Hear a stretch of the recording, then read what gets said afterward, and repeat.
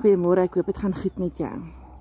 Het jy ooit gedink dat as jy jou vol maak, jou gedagtes in jou hart vol maak met dit wat die Bybel oor jou sê, dan kan dit wat mense oor jou sê, nie iewers plek hê om in vas te sit nie, maar daar gaan nie plek wees vir dit nie.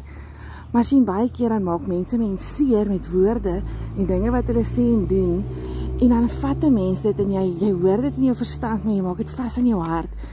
En die rede daarvoor is omdat jy nie daai plek vol gemaak het met wat God oor jou sê nie. Ek wil jou vandag sommer hiermee bemoedig om vir jou te herinner, wie is jy in God? En as mense kom om seer te maak of negatiewe goed oor jou uit te spreek, dat jy in hierdie waarhede kan vashou. Daar's soveel skrif in die Bybel wat vir ons verduidelik wie ons is in Christus. In 2 Korintiërs 5 vers 17 staan daar, dat as jy in Christus is jy 'n nuwe mens. In Romeine 8 vers 14 staan daar, jy is 'n kind van God.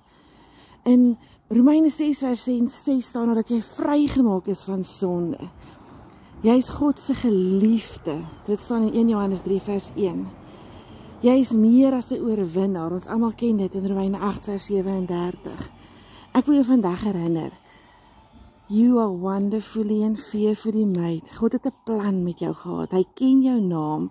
Hy weet wat jou toekoms is, want sien, daar is 'n toekoms vir jou, daar's hoop vir jou. En dit lees ons Jeremia 29 vers 11. Maak jou vol met wat die woord van jou sê, maak jou vol met wat die waarheid is, sodat as die lelik van die wêreld jou wil kom anders te vertel, dan kan jy op hierdie waarhede staat maak.